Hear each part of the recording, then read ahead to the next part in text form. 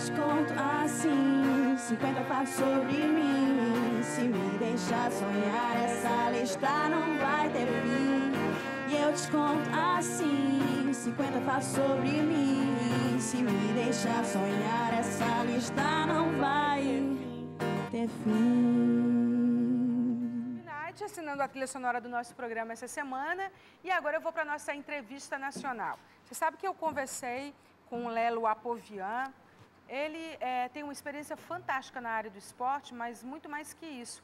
Com 18 anos aí na área corporativa, ele diz quais são as estratégias do esporte para vencedores, né? Aqueles que querem cruzar a linha de chegada, que dão certo, na verdade, nas empresas. Quais são essas estratégias? Vamos ver. O que você acha que esqui, atletismo, esporte de maneira geral tem a ver com o mundo dos negócios, com os seus próprios desafios? Bom, se você pensar que todo mundo precisa trabalhar muito, não desistir, persistir, trabalhar com superação, você já vai conseguir fazer essa conexão. Ainda mais com o nosso convidado da entrevista nacional dessa semana do Falando Nisso, que é o Lelo Apovian. Ele tem uma história incrível que começou há muito tempo no esporte, no finalzinho da década dos anos de 1980, quando ele sagrou-se campeão, né, nacional, com várias experiências internacionais na área do esqui, mas aí no meio do caminho tinha uma pedra no meio do caminho. Vamos começar por aí? Primeiro me conta da tua experiência com o esporte para a gente poder apresentar você como você merece ser apresentado, porque esse cara fez uma palestra incrível aqui em Teresina, falando sobre a experiência de vida dele conectada ao mundo dos negócios e a gente quer trazer para vocês. Bem-vindo. Legal, primeiro obrigado pelo convite, um prazer estar com vocês. Na verdade é isso mesmo, eu comecei a esquiar nos anos 80, eu sou de 72, então eu comecei a esquiar com 9 anos, no final dos anos 80, era programa de família, então meu pai trabalhava muito e era o momento da gente ficar ali uma semana, 10 dias, todo mundo reunido, eu, as minhas duas irmãs e meu pai e minha mãe, pra gente, né, ter um momento de família. E eu gostei. A gente começou a fazer, primeiro era uma vez por ano, depois a gente começou a fazer 2 vezes por ano, em janeiro e julho. E aí um dia eu estava na Argentina, estava rolando um campeonato brasileiro, que eu nem sabia que existia, um amigo meu que falou, pô, Lelo, você não quer ter lá uma prova, um campeonato brasileiro? Eu falei, tira uma onda aí. Campeonato brasileiro, em Las Lenhas, na Argentina, de neve, a gente não tem neve no Brasil, eu falei, quer saber, vou lá. E acabei ficando em terceiro na categoria amadora. Uau, de cara! Fui bem, né, foi legal, foi divertido. Assim, meu pai me chamou e falou, se você quer fazer, vamos fazer de verdade, vamos fazer sério. Gostei do seu pai. Ele sempre foi muito esportista, então sempre falou, filho meu tem que fazer esporte. Você já começou a aprender daí, né? Isso. As lições do teu pai, ligadas ao esporte, né? As referências. Referência do pai e da mãe sempre. E aí eu comecei a treinar, gostei, ficava mais ou menos 2 meses e meio na temporada de europeia, né? Janeiro, fevereiro e um pouquinho de março. Voltava para o Brasil, faculdade, colégio, faculdade, aquelas coisas. E aí eu ia julho, agosto, um pedacinho de setembro para a América do Sul. E aí eu comecei a ficar bom, comecei para os padrões latino-americanos, eu comecei a ficar bom. Então fiquei entre os 10 melhores esquiadores da minha época da América Latina. Fui 3 vezes campeão brasileiro, fui campeão brasileiro de snowboard, fui para 2 Olimpíadas e fui para 4 mundiais. Que bacana! Foi muito legal. Você ficou dedicação exclusiva a isso para ter essa performance, claro, né? Eu estudava e treinava, eu fazia os dois. E quando eu não estava esquiando, eu estava fazendo musculação e foi aí que eu comecei a correr. Porque geralmente as estações de esqui são muito altas, estão lá 2.000, 2.500, 3.000 metros de altitude, falta oxigênio. Então eu corria para chegar bem condicionado e fazia musculação para chegar forte. Mas minha vida em São Paulo era estudar, faculdade, colégio. E você fez o que faculdade? Primeiro eu fiz economia, mas larguei no último ano e depois fiz propaganda e marketing. Muito bom, eu adoro gente que vai até quase a linha de chegada e diz, eu não sei se eu quero exatamente isso, eu tenho fôlego para começar tudo de novo e volta e manda ver. Sabe que eu acho uma sacanagem, é difícil a gente com 18 decidir o que a gente quer fazer na vida. E hoje está mais cedo ainda. Mais cedo, e aí eu realmente acho que eu tinha a ideia de, você economista, você ministro da Fazenda, e não era nada disso que eu queria ser publicitário. E aí me formei em publicidade. Muito bacana. Só que daí o destino te pregou uma peça, assim, né? Você sofreu um acidente e aí mudou muita coisa na tua vida. Foi isso aí. Eu fui para as Olimpíadas de Nagano, no Japão, em 98. E quando eu voltei, eu tinha falado, eu vou voltar das Olimpíadas e vou parar. Porque é um esporte que não tem muito futuro. Eu já fui para 2 Olimpíadas, já fui campeão brasileiro, já fui para 4 mundiais. Eu não ia ganhar dinheiro com isso, já estava com 26 anos e eu falei, quando eu voltar das Olimpíadas, parei. E foi o que eu fiz. No ano seguinte, eu estava em Las Lenhas, de novo na Argentina, e tinha uma pedra, um buraco. Literalmente? Literalmente, eu caí no buraco. Uau! E tive uma fratura enorme, tive um esmagamento ósseo, que é a perda, enfim, quando você tem perda óssea. Quebrei a perna esquerda, a tíbia, a fíbula, em múltiplos pedaços. E aí me custou 4 anos de tratamento. Gente, nesses 4 anos você enfrentou de tudo, erro médico, várias cirurgias, uma infecção hospitalar. É isso aí, eu fiz 5 cirurgias. A primeira cirurgia que eu fiz deu errado por um erro médico. Eu tive que refazer todo o processo. Esse médico, que eu confiava pra caramba, ele me enganou durante 2 anos. E por ele ter me enganado, eu comecei a ficar com um monte de deformidade na perna. Então eu perdi 6 centímetros. Então de um lado eu tinha 1,70 m, do outro 1,76 m. Gente. Meu pé ficou virado para dentro, assim, eu fiquei com uma boa rotação, né, o pé torto. E ainda eu tinha uma perda óssea perto do tornozelo muito grande. Então a chance de eu ter uma refratura era enorme. Era um ortopedista? Ortopedista, E aí eu fiquei aleijado. 2 anos entre cama, cadeira de roda e muleta. Eu sou um cara super ativo e em um momento eu fui num outro médico e aí ele falou, Lelo, aqui tem cheiro de erro médico. Ele me mostrou qual foi o erro. Eu tenho um raio-x hoje do erro. Guardo esse raio-x, né, porque foi um erro bem grotesco, assim, um erro... Foi um divisor para você em todos os sentidos, né? Tem que... E aí eu comecei um novo tratamento, eu coloquei uma gaiola, é um fixador externo que a gente chama, que parece espeto de churrasco, assim, que os pinos entram dentro da tua perna. Realmente parece uma gaiola, assim. E aí isso me corrigiu. Eu conseguia alongar os 6 centímetros que eu tinha perdido. Eu corrigi, né, o meu pé, eu consegui fazer Quanto tempo isso, Lelo? Fiquei 1 ano e meio de gaiola. Fiquei 1 ano e meio de gaiola, tive que fazer um enxerto, então eu tirei osso da bacia, faz uma raspagem dentro da bacia, tira bastante, né, osso e enxertei na perna. Mito custou 3 anos, 10 meses de tratamento. E você aprendeu com isso, resolveu chutar o pau da barraca de novo, virar o jogo e dizer, bora. Sabe o que é, assim, eu olho assim, eu acho que indiscutivelmente o maior aliado que eu tive durante o tratamento foi a minha cabeça. Porque você passar por 5 cirurgias, eu tive uma infecção hospitalar gigantesca, enfim, fiquei 1 semana internado tomando antibiótico por causa dessa infecção. Então meu tratamento foi muito intenso, né? Então a chance era, Lelo, você tem 30% de chance de pegar infecção. Batata, eu estava entre os 30%. Lelo, você tem 5% de chance de não consolidar o osso.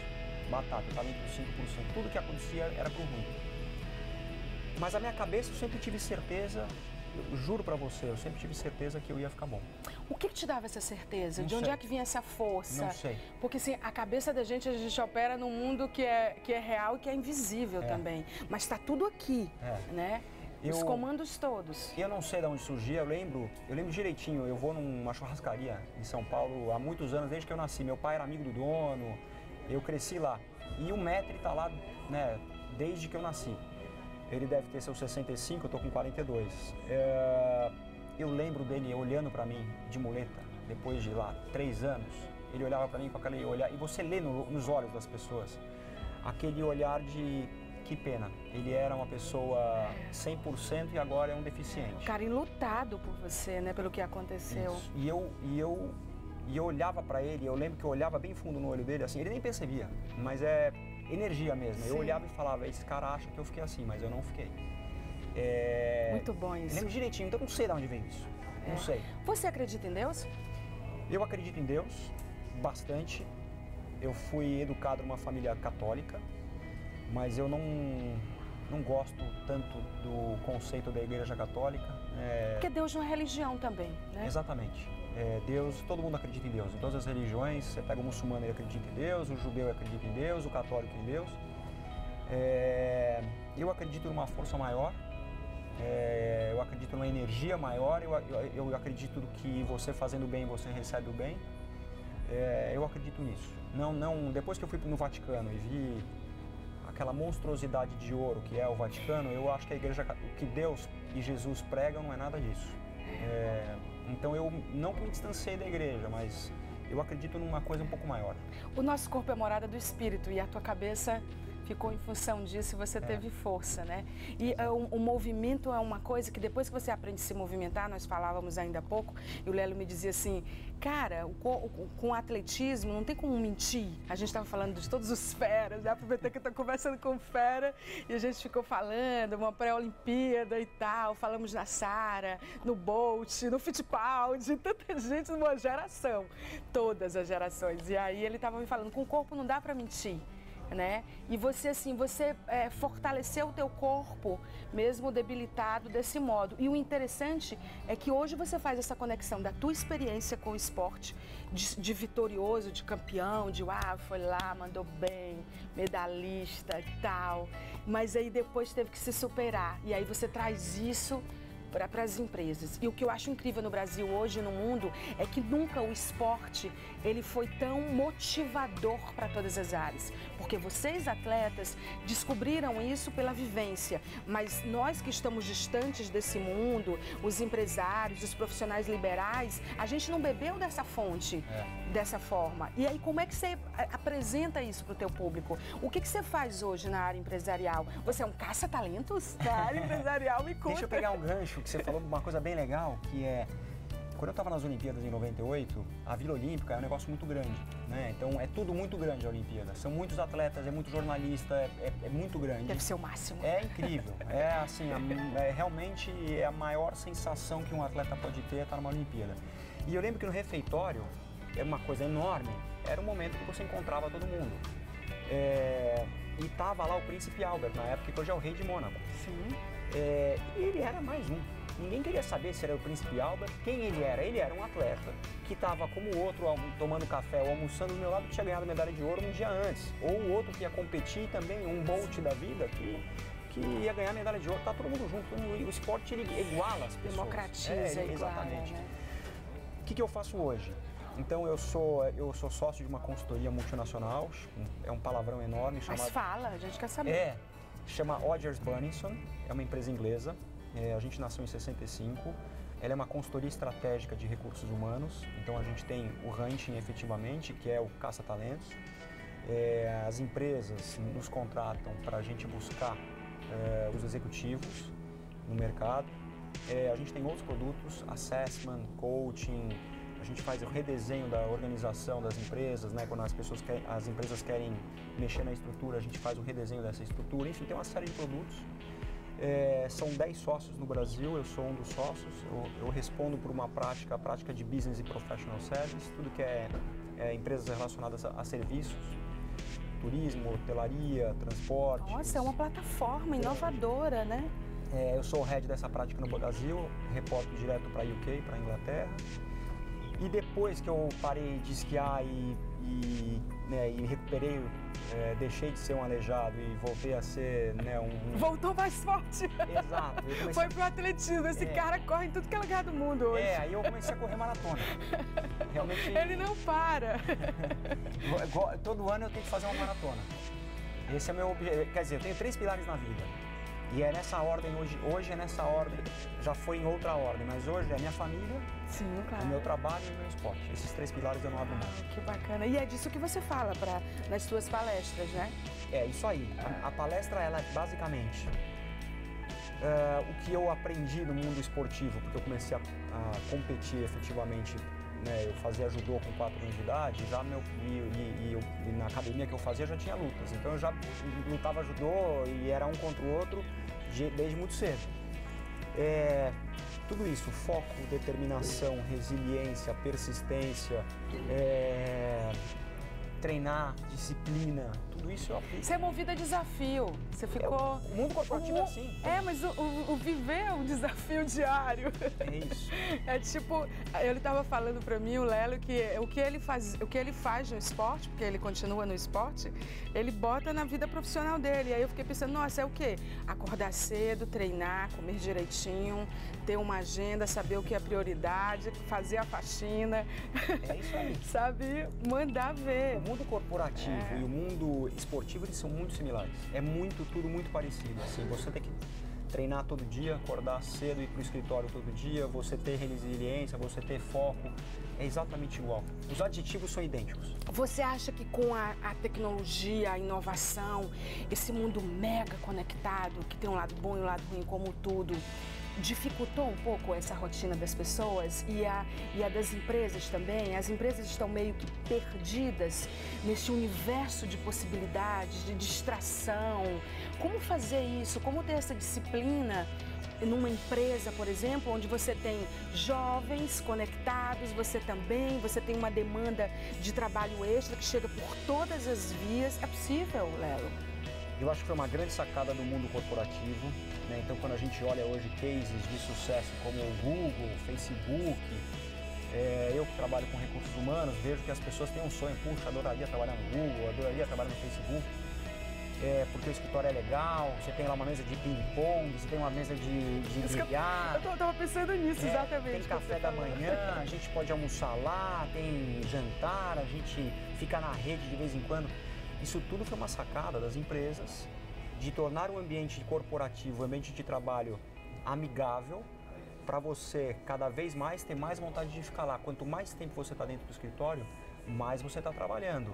Quanto mais divertido for o seu trabalho, mais você veste a camisa da companhia e mais você se dedica a ela. Então, a estratégia dessas empresas... Não é perder tempo. A estratégia das empresas é reter você o mais tempo, ser o mais legal possível. É usar a distração para reter a atenção. Exatamente. É te manter dentro daquele ambiente o mais tempo possível para você render o maior tempo possível. As pessoas efetivamente não ficam jogando bilhar e ping-pong o dia inteiro. Elas, durante o dia, elas param 5, 10 minutos para dar uma descansada, para jogar um bilhar, para jogar um basquete, um ping-pong. Mas realmente o dia, como você falou, você tem celular, é o dia inteiro conectado. O tempo inteiro. A filosofia desse grupo que você trabalha empresarial, que é inglês, qual é o diferencial, a cereja do bolo do que ela, para estar expandindo tanto e ter uma plataforma tão inovadora que atua em várias áreas? Qual é o grande lance desse grupo? O nosso conceito da Odgers, globalmente falando, são 53 escritórios em 27 países, é uma grande empresa. O conceito da Odgers no mundo, nos 27 países onde ela está presente, é um conceito de uma palavra em inglês, small is beautiful, quanto menor, melhor. Então, eu sou um prestador de serviço. E o que a gente realmente tem de diferencial, o que a gente preza efetivamente é pela qualidade da prestação de serviço. Quando você faz uma contratação de um presidente, de um vice-presidente, isso não pode dar errado. A responsabilidade num projeto desse, de contratar um presidente ou um vice-presidente, ela é absurda. Se essa pessoa faz alguma besteira lá dentro, ela pode quebrar a companhia. Sim. Isso envolve, enfim, não sei quantos mil funcionários, etc. Então você tem uma carga de responsabilidade em fazendo um projeto desse muito grande. E o nosso conceito global temos poucos clientes, mas clientes muito grandes. Enxutos e de excelência. E fiéis, exatamente. E fiéis. É isso aí. É incrível hoje. E como que funciona isso? Você, por exemplo, você estuda o portfólio das universidades, os currículos, a expertise de um mercado, por exemplo. Você, ao mesmo tempo que você tem disponível quem sai em universidades de excelência como Harvard, Stanford, que agora tem uma dança das cadeiras, Stanford passou Harvard pela primeira vez no último ranking mundial das melhores universidades, mas são universidades de onde saem grandes executivos, pessoas quase que prontas. Eu não diria prontas porque nunca estaremos prontos 100%. Exato. Né? Como que você avalia isso? O que você pesquisa? Qual é a fonte disso? É uma ótima pergunta. Na verdade, a formação ela é um dos critérios que a gente avalia. Eu já peguei pessoas com formação ruim e que eram ótimos executivos, que entregavam resultado. E eu já peguei gente de formação de primeiríssima linha que não estava tendo uma carreira tão bem sucedida. Obviamente, você pega uma pessoa formada na GV, que fez MBA em Harvard, que fez MIT, que fez Stanford, London Business School, você tem as grandes universidades, isso ajuda muito, até porque o ecossistema dessas escolas, elas já te induzem a você entrar em grandes companhias. Né? Então a gente faz o mapeamento de quem são esses talentos nas grandes escolas No mundo a gente faz isso, mas não é o único critério. Você precisa olhar a experiência. É tudo em cima de um briefing que a gente recebe. No Brasil de excelência o quê? Fundação Getúlio Vargas? Você tem, assim, o Brasil, infelizmente... A USP está em 109º entre as melhores universidades do Brasil. Você tem a Unicamp, você tem a USP, você tem a GV, você tem aquela de São José dos Campos, da Embraer, que era o ITA. Você tem o ITA. O IME também? Talvez não, depende da área, né? Depende da área.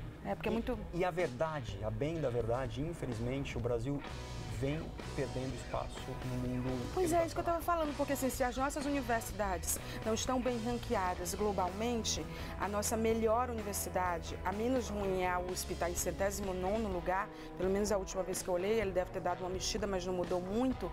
Quer dizer, a gente em relação ao papel da universidade na formação do desenvolvimento de um país, na própria América Latina, a gente tem Chile e Uruguai, que apesar de situações socioeconômicas diferentes, estão melhores que o Brasil. Então, eu imagino para você como é fazer essa captação, sabe, ficar de olho nesse mercado. Por isso que eu perguntei se a melhor fonte seriam as universidades. Para você ter uma ideia, a gente vive num mundo globalizado, você tem internet, você acessa qualquer informação do mundo instantaneamente. E eu ainda tenho dificuldade de achar executivos que falem bem inglês, não precisa nem ser fluente.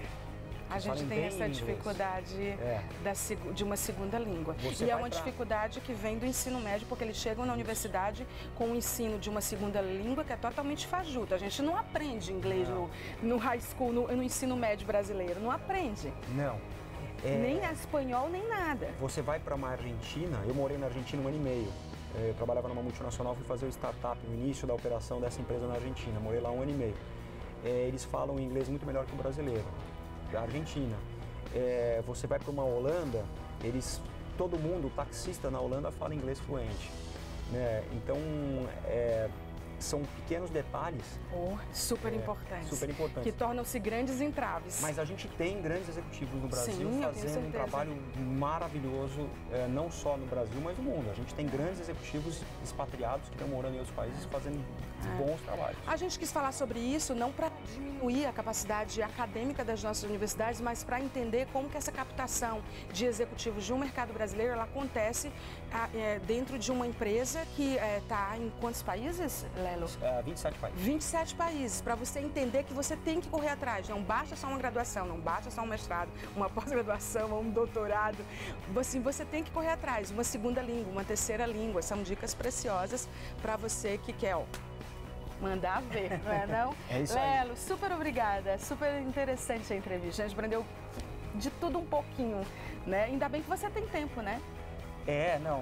O tempo acho que é o meu maior inimigo. Vamos falar, o dia tinha que ter 30 horas pra gente conseguir. Imagina, uma entrevista de 25 minutos com o Lelo Apovian. É muito bom falando dessas coisas todas. Obrigada, querido. Prazer estar falando pra vocês. Obrigado. Muito obrigada. É isso aí, a entrevista nacional de hoje cheia de informações que a gente precisa ouvir, pensar e agir. Eu volto aos estúdios. Lelo Apovian, muito bom, viu? Muito bom, muito legal que a Audi trouxe esse palestrante. Aliás, o circuito de palestras da Audi Center aqui em Teresina, fantástico, viu? Já tivemos Tadashi Kadomoto, o Lelo agora. É muito bacana essa estratégia de beneficiar o cliente Audi, né? O teresinense com palestras de qualidade. Qualidade, aliás, como tem a Audi, vamos combinar, é uma qualidade mundial. Eu vou para o intervalo comercial. No próximo bloco a gente vai entrevistar a professora Marta Freitas, da Faculdade Santo Agostinho. A Santo Agostinho está na nossa área VIP de conteúdo essa semana. Mas antes de ir para o intervalo comercial, eu queria dar as 2 dicas de livros da Anchieta. A Anchieta, que essa semana a gente está mostrando os livros da Companhia das Letras, que é uma das mais consistentes editoras do país, na verdade, né? O Gigante Enterrado, um livro que não sai sai da cabeça, recusa-se a ir embora, força o leitor a voltar a ele, é excepcional. Eu acabei de ler o trecho de uma das críticas do New York Times para esse livro que você encontra na Anchieta, em 2 endereços em Teresina, Álvaro Mendes e Nossa Senhora de Fátima, e em São Luís, na Avenida Getúlio Vargas, tá certo? Lá a livraria Anchieta, a livraria moderna. E esse aqui, A Rainha Vermelha. Essa menina é incrível que escreve essa série, ela é super apaixonada por esse tipo de literatura, de ficção, de terror, de sangue. E cada vez mais a gente tem esse tipo de literatura em muitos seguidores, né? Não pode ir para ser adepto, né? Eu estava lembrando aqui da história daqueles garotos, né, que desapareceram aí no meio do mundo porque leram algumas coisas. Na verdade, não é a leitura que influencia. Dependendo das fontes que você bebe, e aí a gente não está falando só de leitura, mas o que você vê, com quem você anda, o que você assiste, com quem você beija, com quem você dorme, com quem você conversa, quem são os seus amigos, que fazem você dar uma desvirtuada, que foi o que aconteceu no caso dos garotos que desapareceram aqui numa cidade do Piauí. Então, assim, você tem que ter cuidado um pouco com isso. Não é só o que você lê. A sua cabeça é um mistério, então é tudo que você coloca dentro dela. Vamos ao recado do Werner, que está no 2º piso do Teresina Shopping com uma equipe sensacional na área de beleza. Werner Coifer está no mercado de beleza há 25 anos e seu principal conceito é proporcionar beleza e bem-estar às pessoas. Atendimento personalizado com um espaço exclusivo e padronizado em um ambiente moderno e sofisticado. Temos uma equipe de profissionais altamente capacitados que estão sempre em constantes especializações. Serviços e produtos exclusivos para cada tipo de necessidade dos nossos clientes. Werner Coifer, loja 370, 2º andar, Teresina Shopping.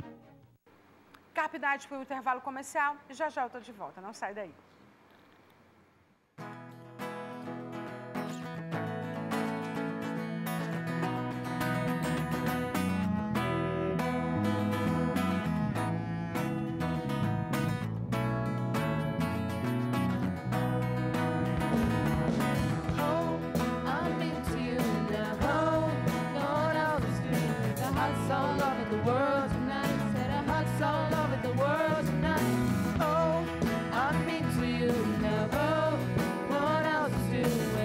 All